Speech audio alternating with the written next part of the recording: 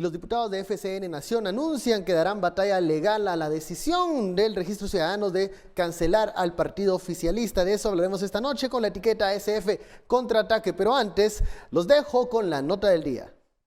Este viernes vence el plazo para que FCN Nación apele la resolución que ordenó su cancelación. El secretario general de la agrupación, Javier Hernández, dijo que también analizan otras acciones. Todavía hay otros procesos que podemos nosotros dar hasta que terminemos en la Corte de Constitucionalidad. Sí, varias cosas que vamos a plantear en nuestro formato de apelación. Cuando nosotros lo presentemos, con mucho gusto podemos hacerlo público, o lo vamos a tratar de hacer público, y así que el pueblo de Guatemala conozca las ilegalidades que está haciendo el registrador de ciudadanos. Hernández no descartó denuncias por considerar que la anulación de FCN Nación es algo político y no legal. ¿Denuncia contra las autoridades del municipio de Toronto? Sí. ¿Contra quién en concreto? Otra cosa que me voy a guardar hasta que esté. ¿Consideraría entonces que es un tema político y no jurídico legal? Definitivamente es político.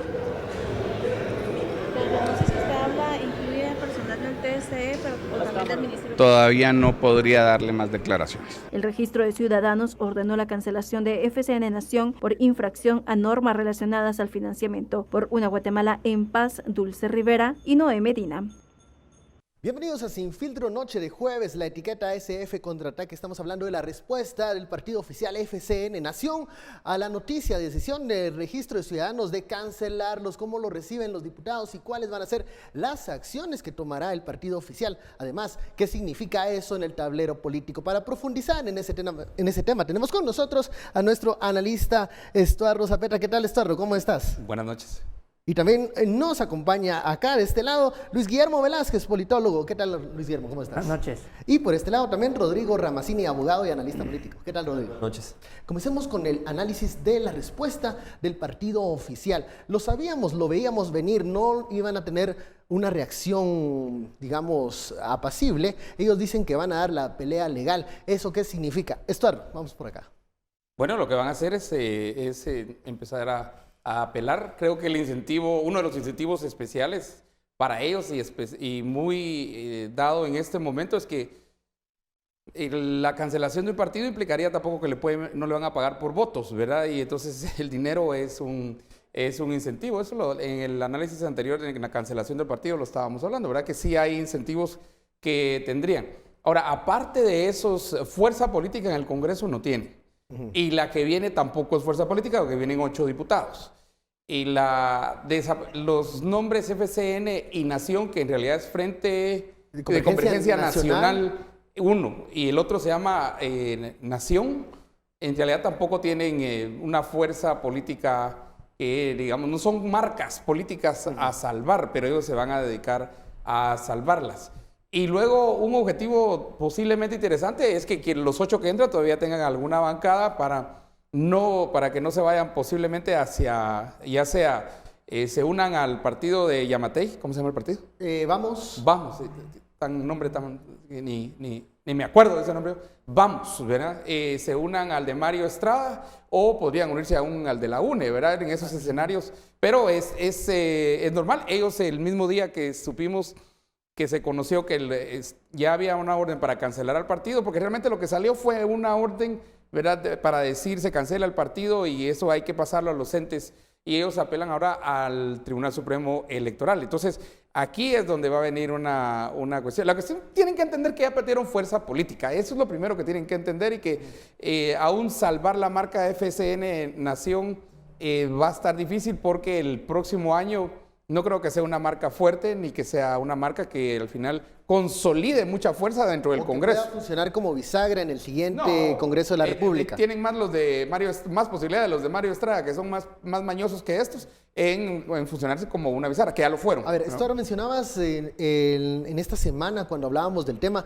que una de las ventajas que pudiese tener los integrantes o diputados de FCN Nación es no presentar ni una acción legal para que, bueno, tener mayor libertad en la siguiente legislatura, los que quedan, y al encontrarse sin un partido al que pertenecen. ¿Cuál es la perspectiva que tienen ahora estos integrantes de FCN Nación anunciada la batalla legal? Más allá de eso, es previsible que FCN, con la marca partidista o sin la marca partidista, va a responder a todas las iniciativas que el gobierno entrante pueda impulsar en el Congreso de la República. Es una mala señal porque que eso sea previsible significa que el partido próximo, Vamos, como partido oficialista, se va a dedicar a continuar el deterioro y a profundizar realmente el desmantelamiento de los avances que se han hecho en lucha contra la impunidad, en detener los avances que se han hecho en materia anticorrupción, en otras materias que nos quiso posicionar el país como una oportunidad de cambio. Pero es realmente llamativo e irónico a la vez de que la bancada, el partido oficial que insistió en perseguir a Telma Aldana, en crearle un ambiente hostil al procurador de los derechos humanos, diga ahora que es una persecución política el desaforo que el Tribunal Supremo Electoral quiere realizar en contra del partido, cuando está demostrado a través de la investigación de la Comisión Internacional contra la Impunidad y el Ministerio Público que se financiaron ilícitamente y además de financiarse ilícitamente crearon todas las condiciones proclives para desterrar la lucha anticorrupción en el país. Un partido más nefasto que FCN hoy en día, pues creo que no hay. Rodrigo, ¿qué pasa con este anuncio de FCN Nación que va a emprender una batalla legal? Ellos están en contra de esta decisión del registro de ciudadanos y como lo decía Luis Guillermo, ellos dicen y argumentan que hay una persecución política en contra del partido oficial. Bueno, el hecho de que vayan a ser cancelados creo que es algo que ya se veía por un proceso que ya lleva más de un año. El hecho de las acusaciones que también se hicieron contra el presidente que salió de ese partido, Jimmy Morales, que también tenía acusaciones sobre financiamiento electoral. Entonces, ya se veía que se iba a cancelar el partido. Ahora el hecho que las personas del partido quieran apelar es otro aspecto que también ya se veía venir. No creo que vayan a dejar este proceso sin lucha alguna. Ahora bien, nos tocará esperar también un proceso bastante largo donde van a tener que impugnar ante el Pleno de los Magistrados del Tribunal Supremo Electoral y seguir las instancias correspondientes. Sin embargo, yo sí creo que el hecho de que vayan a dejarse el partido sí representa un golpe bastante fuerte, más en el tema político, por algunas circunstancias que podrían jugarse en la legislatura que sigue. Por ejemplo, dejarían de tener un espacio en la instancia de jefes de bloque, que al final de cuentas dentro del Congreso es una instancia bastante importante. Hemos visto como diputados también de FCN Nación tienen un rol bastante importante, o lo han tenido en esta legislatura, de formar también puestos en la Junta Directiva, que al final tienen un puesto bastante importante. Entonces sí creo que para ellos va a ser un golpe bastante importante el hecho de no ser un partido político, poder formar una bancada y no van a dejar de pelearlo. Ahora, el papel de estos diputados, si continúan como FCN Nación, ¿los ven votando en una línea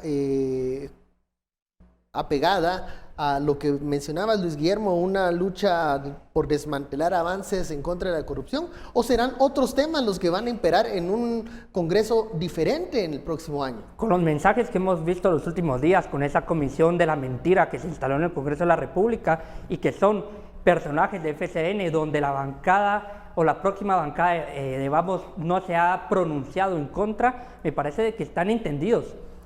Yo no he visto que el presidente actual haya sido más riguroso cuando mencionó que no estaba de acuerdo con la comisión que se instaló en el Congreso. No dijo nada más sobre el tema, quien calla otorga en este caso.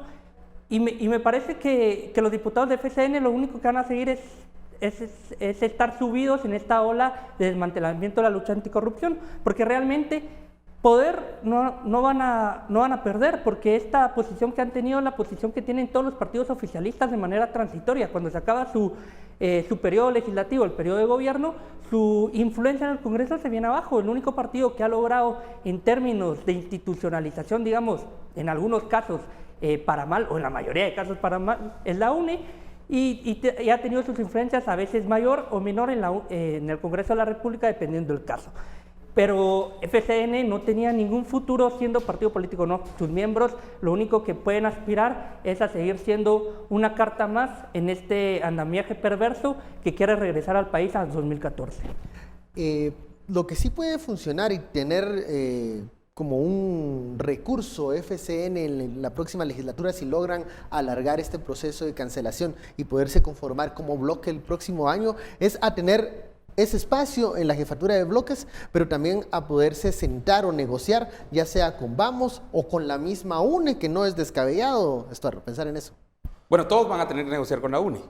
Principiemos por esa realidad de todos los partidos políticos. Aquí no hay partido que no vaya a tener que pasar por las filas de la UNE. Pero también pensemos en, antes de hablar de partidos, cuáles van a existir el próximo año. Porque los partidos que van a existir el próximo año, después de FCN Nación, hay 10 más que todavía están en el proceso de cancelación, ¿verdad? Está Viva, Creo, están todos esos partiditos. Y unos que desaparecieron como el Encuentro por Guatemala, que desapareció porque la gente no votó por ellos, pues básicamente la gente les dijo no. Y entonces no llegaron ni al porcentaje y ellos desaparecieron, aunque estaban en proceso, pero ellos ya automáticamente por votación desaparecieron. Y otros también, pero entonces, ¿cuántos van a quedar? Todos los partidos van a tener que pasar, les guste o no les guste, a hacer negociación con la UNE. Y la UNE también va a tener que negociar con todos los partiditos. ¿Qué tan eficiente va a ser esa negociación? Ahí vamos a ver. Pero vamos a ver, si mantener bancada es mantener la posibilidad remota de un puesto en la junta directiva, no lo creo. Comisiones. Tener comisión, pero no creo que te aspiren a presidencia. Les van a dar una comisión Mickey Mouse por ahí, la que menos, la comisión de perros pitbull le van a dar, ¿verdad? La presidencia, que eso es como cuando dan la comisión de asuntos indígenas, que tampoco no es así como, y que conformen comisiones, bueno. Los que conforman comisiones al final en realidad no hacen mayor cosa más que cobrar la dieta de la comisión. Entonces la fuerza, como te digo, en realidad pasa a ser un partido bastante oscuro, aunque sigan manteniendo la bancada. Lo que sí es que van a tener información privilegiada al estar dentro de jefes de bancada. Esa podría ser alguna de las... Y luego la negociación de los 7 votos, porque el jefe de bancada va, negocia y dice yo tengo 8 votos, incluido el de él, y ellos son 8 diputados. Eso podría ser el incentivo, pero de ahí en adelante yo creo que va a haber mejores negociaciones con otros partidos que, digamos, pueden conformar y llamar a otros partidos a hacer como un sistema casi que de células partidarias ahí, que unos se convenzan a otros para jalar, que va a tener que jugar la UNE, pero al final, por eso una de las ideas y unos escenarios es que, aunque sigan de bancada, van a tener que unirse con alguien y ese alguien va a ser la UNE. No creo que ellos puedan hacer bisagra.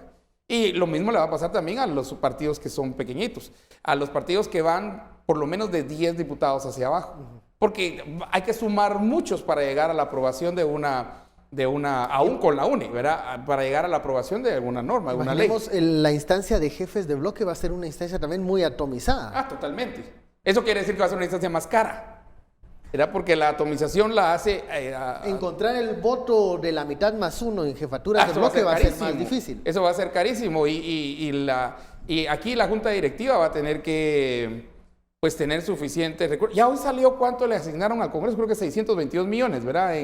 Es la asignación que tienen ahí. Pero recuerden que ahí es como un mercado, ¿verdad? Es como ir al guarda, es como ir a la terminal, ¿verdad? ¿Vos qué me das, yo qué te doy? Bueno, dame el voto y te doy obras. Y entonces hay que hablar con el jefe de la comisión. Y luego se conecta con los comités de desarrollo y entonces empieza. Así es como funciona el sistema de corrupción, junto con el listado geográfico de obras, ¿verdad? Así es como al final, ¿qué te doy, qué me das? Dame 3 puestos, dame no sé qué. De hecho, cuando el mismo Rabé, que anda huyendo ahora, quería ser presidente quería repetir la presidencia del Congreso y quería estar al frente de todo eso, empezó a ofrecer dinero, y eso porque los mismos diputados llamaron aquí cuando estábamos nosotros reporteros, llamaron y dijeron, mire, está ofreciendo 75,000 quetzales, era lo que estaba ofreciendo, y 5 plazas. ¿Verdad? Porque entonces las plazas empiezan a ser una moneda de intercambio. Sí, pero hay que ir al fondo del problema, porque está claro que por las investigaciones... Solo vamos a la pausa, Luis Guillermo, y regresamos con más de este tema, la etiqueta SF Contraataque.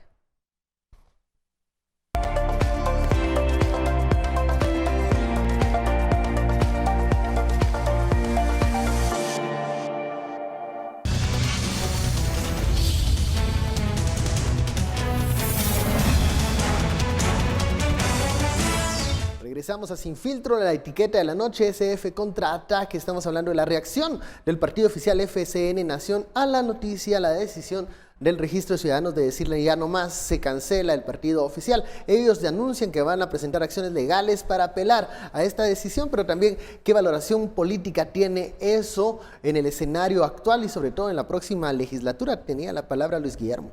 Hay que ir al fondo del problema. Está demostrado por las investigaciones anticorrupción que el financiamiento electoral ilícito es la aceitera de la democracia, lastimosamente, y cuyo resultado es el deterioro de la misma democracia, el deterioro de las condiciones de vida de la gente.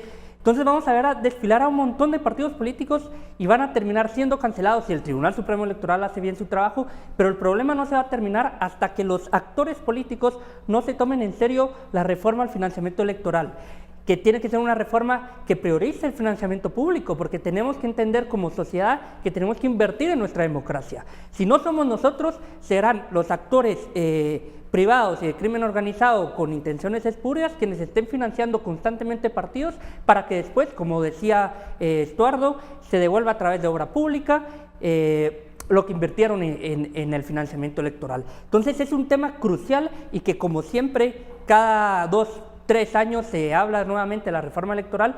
Es muy importante que los actores comprometidos con la democracia realmente vean como tema crucial la reforma profunda al modelo de financiamiento en Guatemala. Rodrigo, cuando hablamos del tema del financiamiento electoral no reportado, muchos partidos políticos tienen ese problema y están en el proceso de cancelación en el Tribunal Supremo Electoral, en el Registro de Ciudadanos. ¿Crees que estos procesos van a avanzar en contra de estas agrupaciones políticas o estamos hablando de casos diferentes y de velocidades diferentes? Pues dependerá de cada partido, de qué tanta pelea de cada partido, el hecho que puedan apelar ante el Pleno de Magistrados de la Corte del Tribunal Supremo Electoral, o pueden irse a instancias mayores como la Corte Suprema de Justicia o la Corte de Constitucionalidad inclusive. Es preocupante verdaderamente el hecho de que hayan tantos partidos y que cuando vemos qué partidos son los partidos que tienen la mayor cantidad de diputados, que podría ocasionar inclusive 87 diputados independientes si todos se llegaran a cancelar.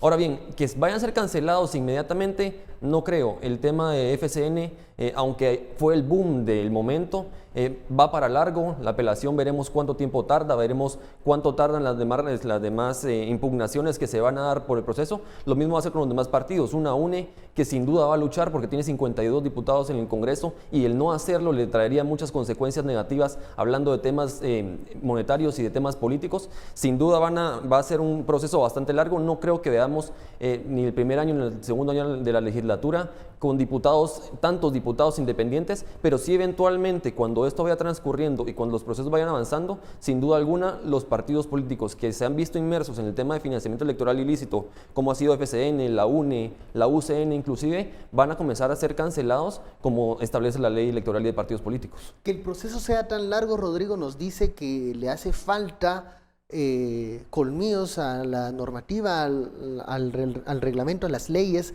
que están controlando, fiscalizando el financiamiento de los partidos. Creo que es algo que se ve en todos los sectores de Guatemala, lo vemos en el sistema judicial, lo vemos en los temas administrativos también, los procesos tan largos, burocráticos, el tema que se ve en procesos que pueden durar hasta años, creo que es algo que también vamos a ver en el tema de financiamiento electoral.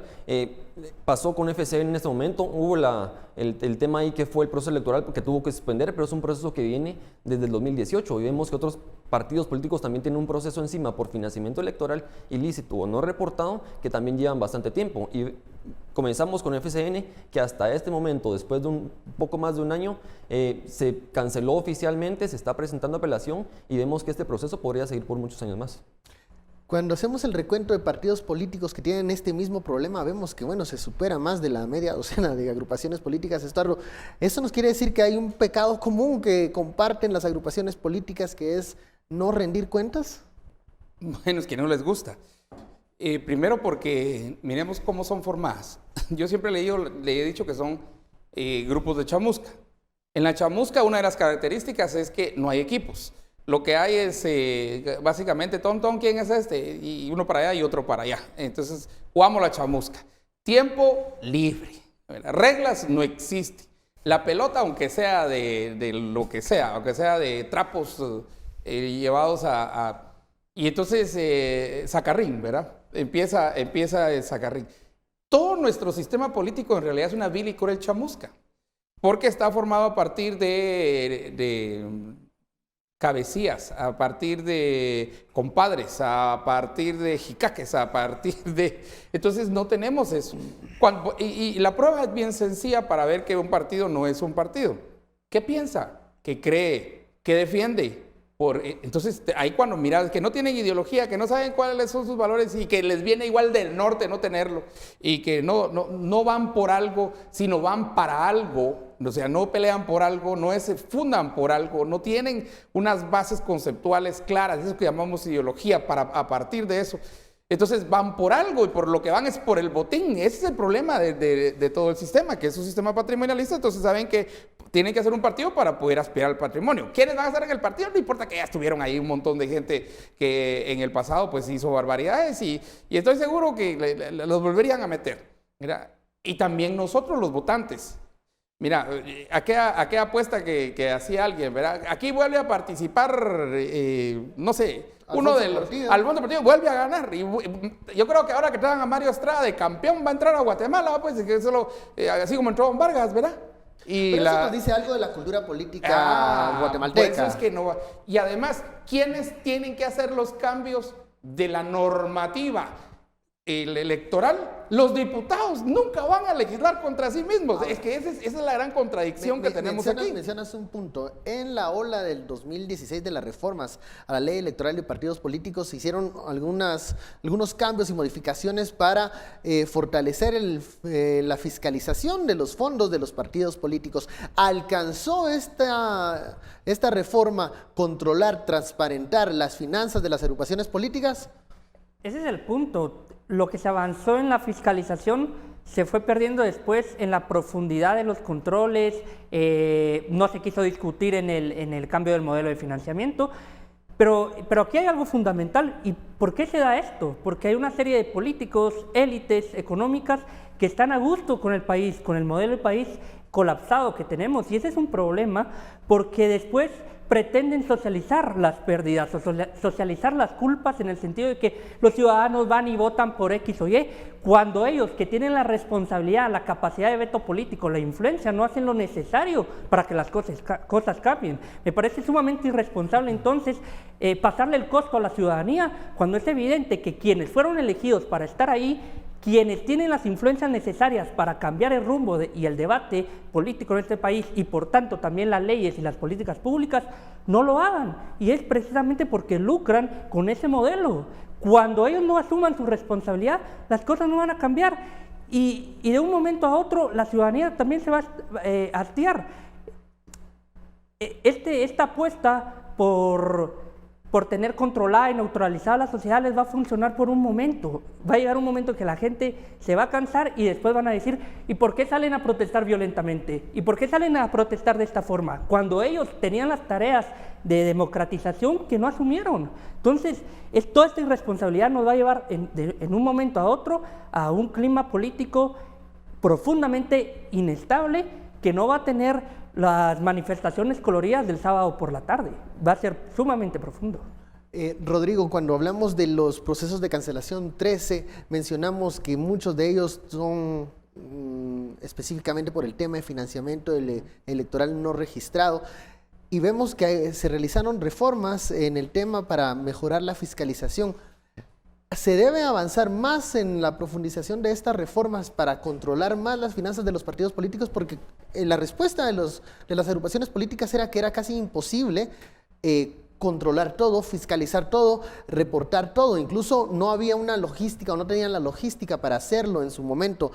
¿En qué momento estamos? ¿El péndulo se está yendo muy al extremo para controlar todo lo que en finanzas requiere de los partidos políticos? Bueno, antes del 2016 vimos que pensábamos que las normas funcionaban para controlar el financiamiento de los partidos políticos. Luego vimos con este montón de casos de que no se registraron 27 millones, que no se registraron 8 millones. Vuelos en helicóptero. Vuelos en helicóptero que no se registraron también, que no funcionaron. Se intentó hacer reformas que pudieran funcionar a partir del 2016 y por ahora no hemos sabido nada. Ya lo iremos sabiendo si hay partidos políticos que no registraron el financiamiento más adelante, pero el tema de ese excesivo rigorismo de intentar regular y sobrenormar aquí en Guatemala todo es un gran problema también. Lo vimos también no solo en el tema de financiamiento, sino también en el tema de medios, que fue un gran problema para los partidos políticos al final del día, el tema de esa excesiva rigurosidad al momento de normar. Ahora tenemos una oportunidad muy grande que es la Comisión de Actualización y Modernización Electoral, en la que distintos sectores van a converger para poder proponer ideas de cómo hacer que esto funcione, pero evidentemente tenemos que hacer ciertos cambios cambios porque hasta el momento no han funcionado los que hemos hecho. Vamos a la pausa y luego regresamos con más de estos procesos de cancelación de partidos políticos. ¿Cuál es la vía para que las agrupaciones políticas dejen de incurrir en estos errores que luego los mete en los procesos de cancelación? Volvemos luego del corte.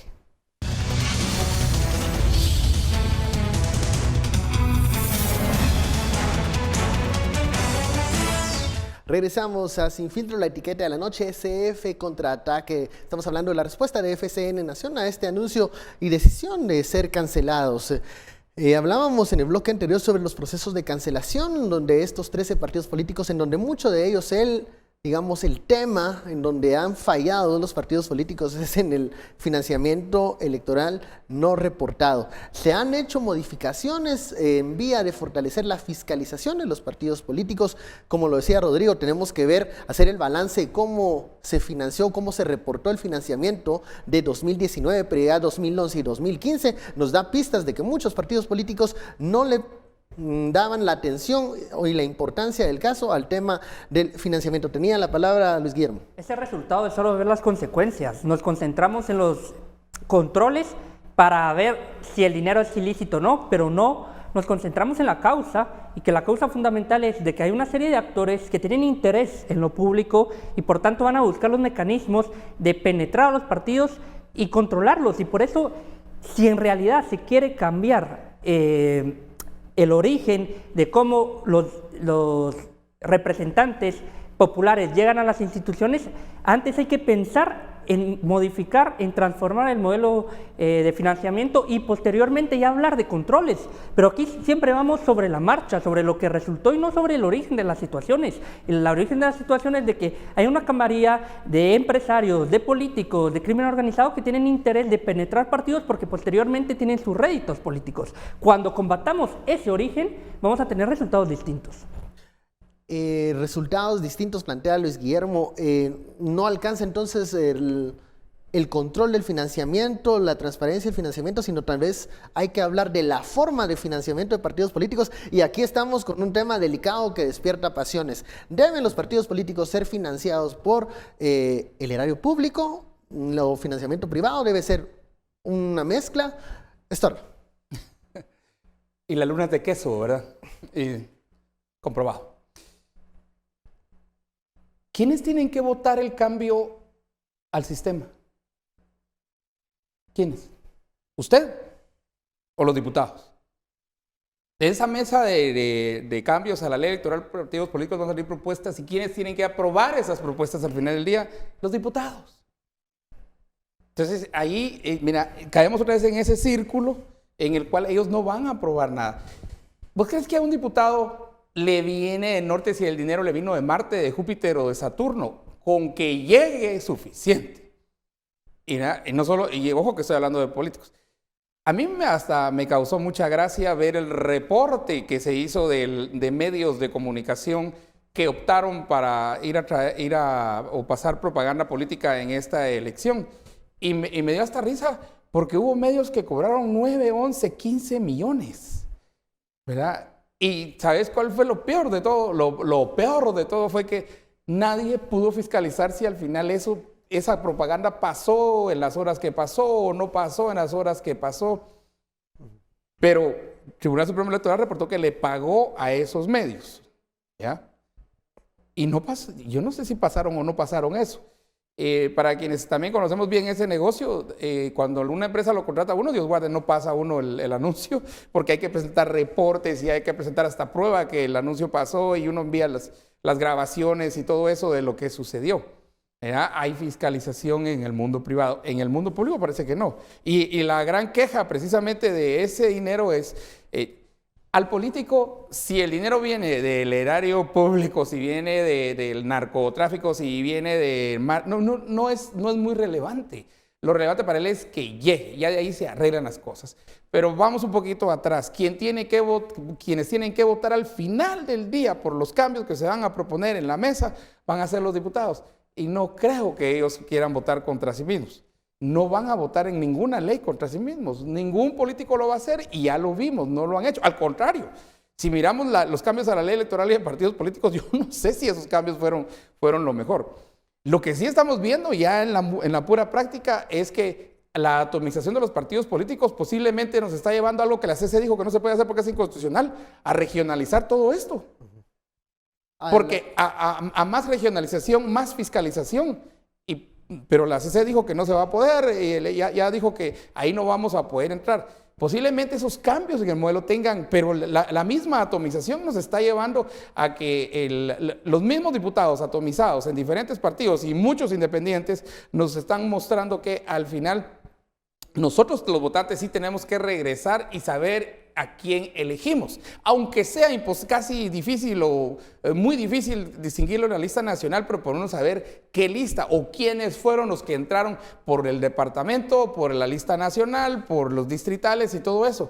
Porque entonces ahora nos corresponde, la chibola está en nuestro campo, nos corresponde a nosotros los ciudadanos, entonces empezar a presionar a los diputados. A ver, entiendo que lo que estás diciendo, Estarro, es que en este momento ánimo de reforma de parte de los diputados en contra de sí mismo o modificar la forma de elección y de financiamiento no es algo que les convenga. Pero teniendo esto en cuenta, la vía para fiscalizar el financiamiento es entonces solo estas modificaciones que se hicieron en 2016 y ver si los partidos políticos dejan de cometer estos reportes incompletos o como mencionabas, que son a veces irrisorios, ¿no? Sí, porque digamos ahí tienen que pagar eso yo lo voy a los medios de comunicación, pero no sé hacer muchas cosas, impresiones y todo eso.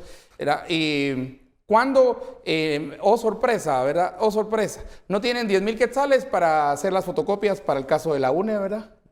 10,000 pinches quetzales no los tienen, pero sí tenían las millonadas para pagarle a todos los contratistas, ¿verdad?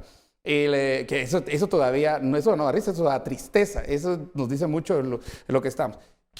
Al final, quién tiene que cambiar esto? Va a decir nosotros, la ciudadanía, la sociedad civil y todo. Sí, ¿en dónde se concentra lo que ellos decidan? En una decisión. ¿Y dónde se va a poner la decisión? En el Congreso. ¿Y quiénes tienen que votar para hacer el cambio? Los diputados. Bienvenidos. Bienvenidos, porque eso ya lo vimos, eso es lo que tenemos ahorita.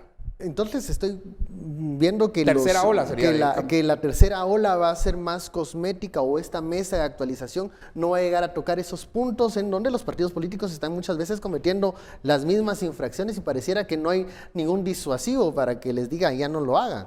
La clase política se equivoca si piensa de que el silencio en las calles implica el silencio de la ciudadanía.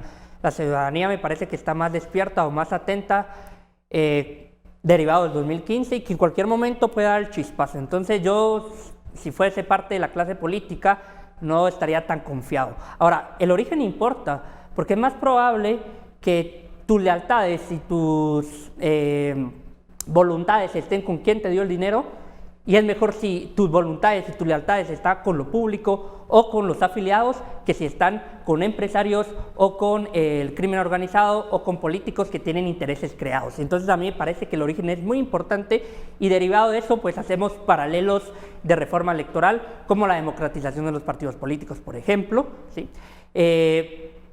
Y en la medida que nosotros vayamos haciendo estas concordancias y la sociedad civil se vaya articulando, se pueden lograr mayores avances. El Congreso que entra en enero no es el mismo que salió. Hay una mayor cantidad de diputados opositores, el número creció, hay también una apuesta en el voto más progresista y esos son mensajes derivados de 2015. Que no esté entendiendo el mensaje se va a ir quedando en la medida en la que el país avance y también en el que la ciudadanía decida, porque si la ciudadanía decide parecerse más a Costa Rica y a El Salvador, las élites y los políticos tendrán un problema si deciden lo contrario y parecerse más a Nicaragua y Honduras. Cuando estos dos países chocan, los resultados de convulsión política se van agravando. Pareciera que la depuración del sistema político no ocurrió en las urnas porque, bueno, tenemos varios bloques en el Congreso de la República. Muy pero atomizado, sí puede, por cierto. Muy atomizado, pero sí puede ocurrir por estos procesos de cancelación. Por ahí pudiera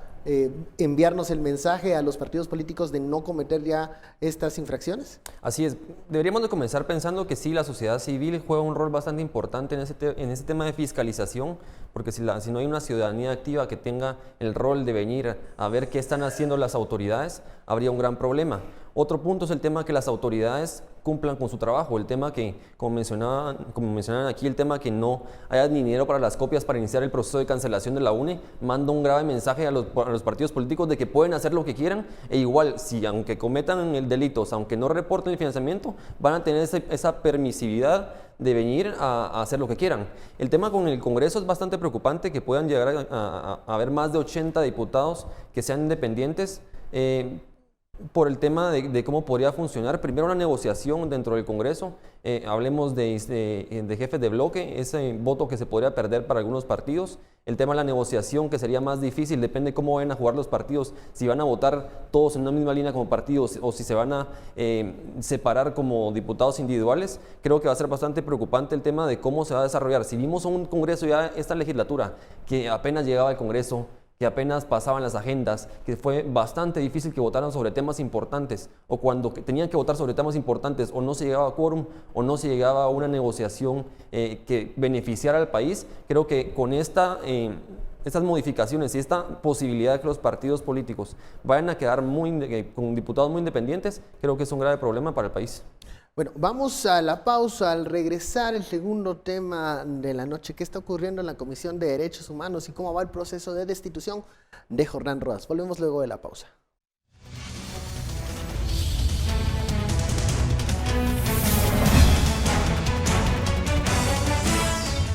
Esta semana la Comisión de Derechos Humanos se reuniría para decidir si el expediente de remoción de Jordán Rodas era elevado al Pleno, pero el presidente de la sala decidió no convocar a los congresistas. Según Aníbal Rojas, la convocatoria se trasladó para la próxima semana porque en la actual algunos diputados no estarían presentes, aunque otros congresistas refirieron que el atraso es porque no tienen los votos para continuar con el proceso de destitución. Rojas dijo que será el próximo martes cuando se conozcan si tienen los votos o no. Pero eso lo vamos a determinar ya el día de la sesión, y como lo que les he dicho, la decisión es de cada uno de los diputados.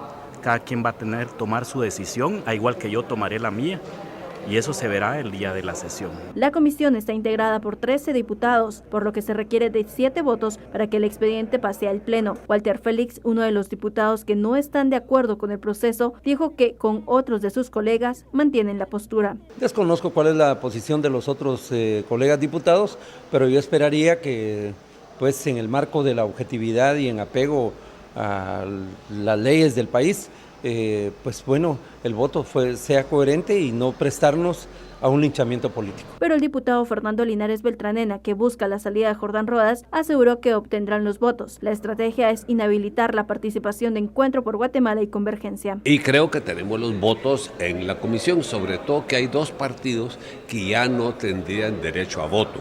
Y esos son Encuentro por Guatemala y Convergencia. Por lo tanto, de pleno derecho, ellos ya no tendrían para votar. Y ellos son 2 votos de izquierda que casi siempre apoyan al licenciado Jordán Rodas. Será hasta la próxima semana cuando se conozca quién de los 2 grupos de los diputados obtiene los votos, mientras el presidente de la comisión pidió a la Contraloría una auditoría a la PDH. Por Una Guatemala en Paz, Dulce Rivera y Noé Medina. Regresamos a Sin Filtro, el segundo tema de la noche. Ya se lo comentaba y se lo adelantaba. También es en el Congreso de la República, específicamente en la Comisión de Derechos Humanos, en donde se está reuniendo votos para enviar una solicitud de destitución del Procurador de los Derechos Humanos, Jordán Rodas, al Pleno del Congreso de la República. Usted ya veía la nota, hay algunos retrasos en la comisión y en el debate de esta decisión. ¿Qué está pasando en el Congreso de la República? Hace unos días hablábamos, Estuardo, de que hay mucha bulla y mucha novela, pero ¿qué resultados están obteniéndose finalmente para lograr la destitución del PDH? Bueno, el primer resultado que tuvieron es que varios de los diputados se retiraran de la firma primero acordaron todos juntarse, firmar y decir estas firmas para retirarlo, pero varios dijeron después, retiro mi firma, ¿verdad? Yo creo que hay que reconocer que el PDH no es una persona grata en el Congreso de la República, pero es un tramo bastante diferente o lejano decir, lo vamos a destituir. Mira, aquí hay que ir a las causales de destitución de la ley es una ley. Se llama la Ley de la Comisión de Derechos Humanos y del Procurador de los Derechos Humanos.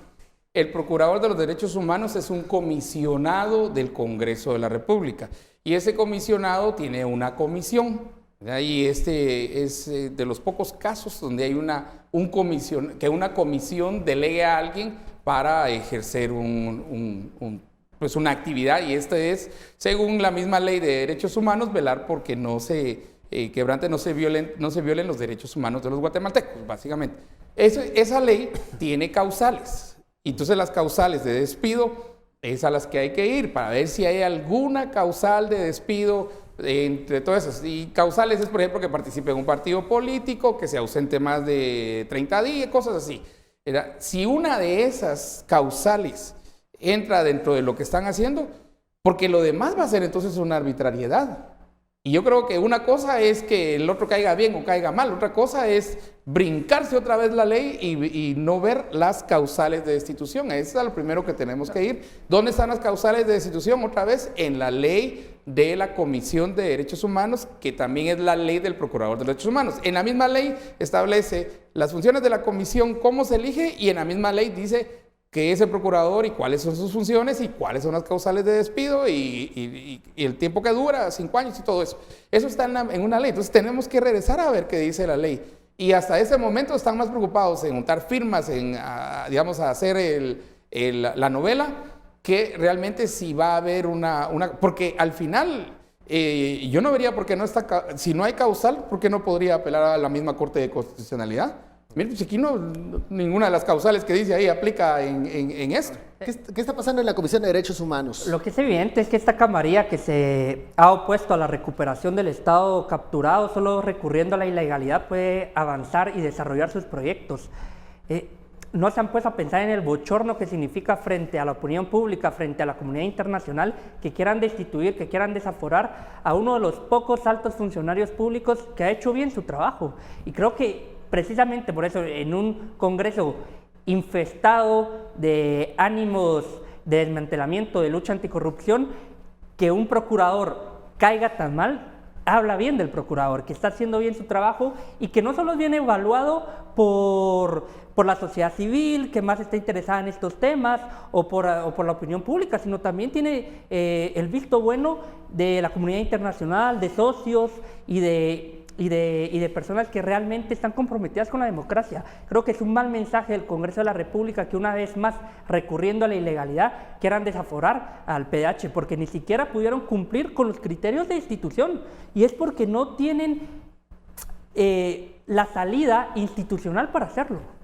¿Qué está pasando con la Comisión de Derechos Humanos? Como lo mencionaba Estuardo, algunos diputados estuvieron entusiasmados al inicio, pero luego como que en el proceso se fueron quedando. Así es, el tema que los diputados no quieran al PDH creo que no es nuevo, siempre pasa que votan todos por un procurador y después a los 4 o 5 años ya comienzan a detestarlo, no lo quieren ver en el Congreso. Giordano, que es el que abanderaba esto, él votó a favor del procurador. Como él solo para dar un ejemplo, ¿verdad?, de lo que estás diciendo. Él mencionaba que él impulsó y pidió votos a favor del procurador y ahora vemos cómo se pelea con él constantemente por diferentes razones. El mejor error que ha cometido, por cierto. A mí lo que me preocupa, creo que son dos cosas. Primero, comenzar con el tema de la cesación, del cese de su cargo, como lo establece el artículo 26 de la Ley del Organismo Legislativo. La Comisión de Derechos Humanos puede iniciar pues, como despido al Procurador de Derechos Humanos según las leyes. Como mencionaban también en el decreto 56-86, que contempla estas causales que podrían ser. Y lo primero que preocupa ahí es que hay una causal que dice cuando exista incumplimiento de sus deberes contemplados en la Constitución y en la ley. Considero que es una causal bastante amplia que los diputados podrían usar como arma política. Les caiga bien, les caiga mal, haya sido un procurador bueno o un procurador malo, los diputados podrían usar eso como arma política para poder destituirlo por cualquier causa. Y una segunda cosa que es bastante preocupante en todo lo que está pasando con la Comisión de Derechos Humanos es el tema, el show mediático que se ha hecho también con diferentes actuaciones de los diputados. Vemos a Giordano peleando constantemente con el Procurador de los Derechos Humanos, vemos cómo se está atacando el presupuesto de la Procuraduría de los Derechos Humanos, vemos cómo inclusive una diputada estaba pidiendo una evaluación psicológica contra el Procurador. Y eso es bastante preocupante porque, no obstante, como decía, les caiga bien, les caiga mal, consideren que ha hecho un buen trabajo o un mal trabajo, este tipo de cosas, como usar esta normativa como arma política o comenzar a inclusive pedir evaluaciones psicológicas dentro de un Congreso que debería ser serio y formal, es bastante preocupante. Ahora, ¿qué está pasando que incluso no se reúnen los votos suficientes, Estuardo? Porque, digamos, en cierto momento, si mira las causales, es el 12 de la ley de la Comisión de Derechos Humanos y del Procurador. Incumplimiento manifiesto de las obligaciones que le atribuyen la Constitución y esta ley. Y en las atribuciones dice qué es lo que tiene que hacer, ¿verdad? Luego, participación material o intelectual comprobada en actividades de política partidista. Por renuncia, eso no hay. Por muerte, ahí está vivo. Por incapacidad o incapacidad de sobreviviente. Tuvo un accidente y quedó medio mudo.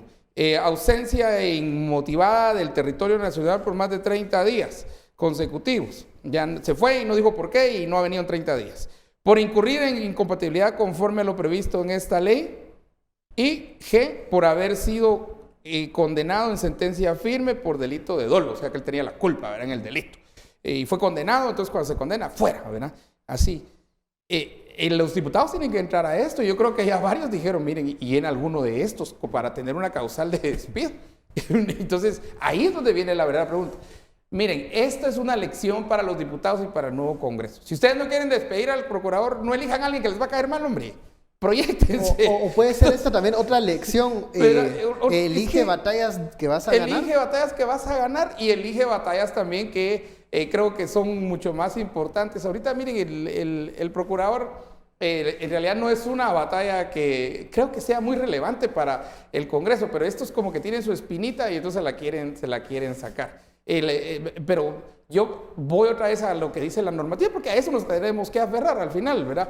¿Hay una causal de despido que está contemplada en la ley o no hay una causal de despido que esté contemplada ahí? Si no hay, lo que están haciendo es una telenovela mexicana horrible. Y si hay, preséntenlo. ¿Quién va a correr con este desgaste finalmente? Los diputados que ya no van a estar en la próxima legislación. Por eso es que el que más brinca es Giordano, ¿verdad? Pero a Giordano lo primero que hay que hacer es una prueba de dopaje, pues, ¿verdad? Entonces, entonces...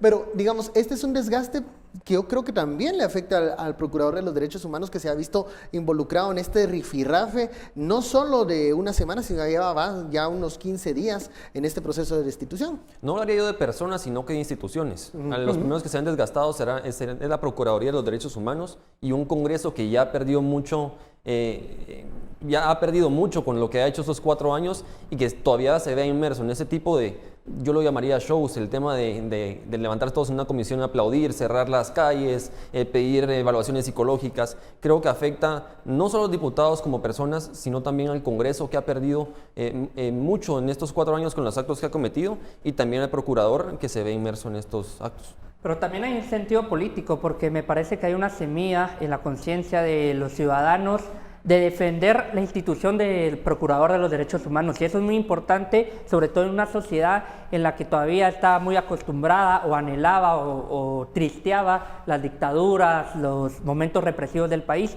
y que de un momento a otro haya una convergencia por la defensa del Procurador de los Derechos Humanos. Me parece que es un sentido político de democratización importante que ojalá madure. Bueno, hemos llegado al final de esta hora de análisis. Muchísimas gracias, Rodrigo, Luis Guillermo Estuardo, por esta conversación. A usted, muchas gracias por su sintonía y preferencia. Esto fue Sin Filtro. Feliz noche, nos vemos mañana.